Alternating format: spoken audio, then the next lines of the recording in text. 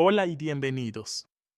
Hoy vamos a explicar detalladamente el contenido de una sentencia muy relevante dictada por el Tribunal Superior de Justicia de Madrid, en su Sala de lo Social, el día 12 de febrero del año 2024. Esta sentencia resuelve el recurso de suplicación número 324 del año 2023, interpuesto por la parte demandante, doña Elsa, frente a una resolución dictada por el Instituto Nacional de la Seguridad Social. Para entender esta sentencia, es importante repasar el contexto. Doña Elsa, nacida en el año 1989, había solicitado en el mes de septiembre del año 2013 una prestación por hijo a cargo. En ese momento, ella y su pareja, don Balbino, eran titulares del libro de familia y tenían una hija menor llamada Herminia, nacida en el año 2008. La solicitud fue aprobada mediante resolución fechada el 13 de septiembre del año 2013, reconociendo un importe trimestral de 72,75 euros. Posteriormente, el 23 de octubre del año 2017, doña Elsa solicitó incluir a su segunda hija, Matilde, nacida ese mismo año, en la prestación. El Instituto Nacional de la Seguridad Social aprobó esta modificación mediante resolución de fecha 28 de diciembre del año 2017, elevando la prestación a 72,75 euros por cada hija de forma trimestral. El punto clave de este caso se sitúa en el año 2020. A partir del 1 de junio de ese año, el Instituto Nacional de la Seguridad Social transformó automáticamente la prestación familiar por hijo a cargo en la nueva prestación denominada Ingreso Mínimo Vital, conforme a la disposición transitoria primera del Real Decreto número 20, aprobado el 26 de mayo de 2020. En ese momento, a doña Elsa se le reconoció un primer importe mensual de 781,18 euros, que se incrementó a 869,17 euros a partir del mes de julio. Más adelante, el 22 de diciembre del año 2021, una nueva resolución del Instituto Nacional de la Seguridad Social confirmó el mantenimiento del derecho a esta prestación, calculando un importe anual de 6.707,34 euros, lo que equivalía a 558,94 euros al mes. Esta resolución se basó en los datos fiscales correspondientes al ejercicio 2020, en el que la unidad de convivencia, formada por 2 adultos y 2 menores, había declarado ingresos por valor de 4.007,10 euros, mientras que la renta mínima garantizada era de 10.714,50 euros.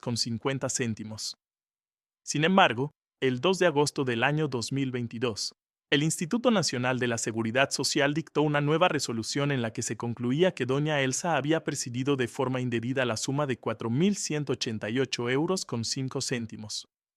Según la Administración, esta cantidad correspondía al exceso de prestación recibido entre junio del año 2020 y diciembre del año 2021.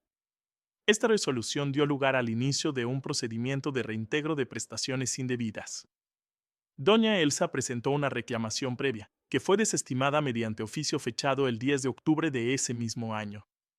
Ante esta negativa, la demandante interpuso una demanda ante el Juzgado de lo Social número 23 de Madrid. Sin embargo, en fecha 28 de febrero de 2023, dicho juzgado dictó sentencia desestimando la demanda y absolviendo a la Administración de todas las pretensiones formuladas en su contra.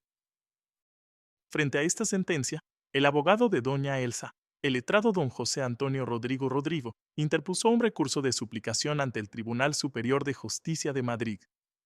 En este recurso se alegaron varios motivos. Por un lado, se solicitaba la revisión de varios hechos probados en virtud del artículo 193, apartado B, de la Ley Reguladora de la Jurisdicción Social, y por otro, se invocaban infracciones normativas al amparo del artículo 193, apartado C, de la misma ley.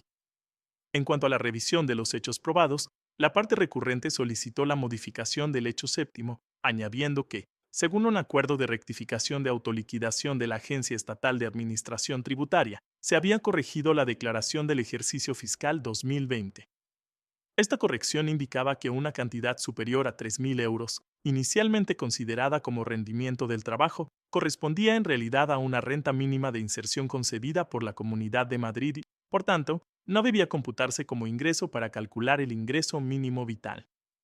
También se intentó modificar el hecho 20 para reducir los ingresos imputables a la unidad de convivencia en ese mismo ejercicio, y con ello aumentar la diferencia con la renta mínima garantizada. Sin embargo, el tribunal no accedió a todas las modificaciones propuestas por la parte recurrente, por considerar que no quedaban suficientemente acreditadas o que no alteraban el fondo del fallo.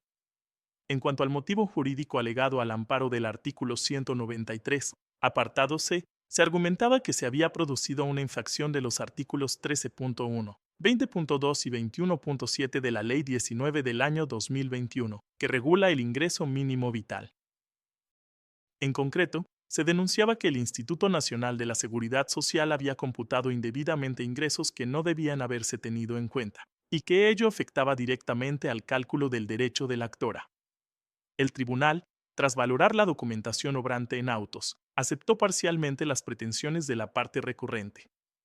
En particular, reconoció que existía una diferencia entre el importe que realmente debía ser devuelto por doña Elsa y el que había fijado inicialmente la Administración. Se constató un error aritmético en el cálculo de los ingresos indebidos.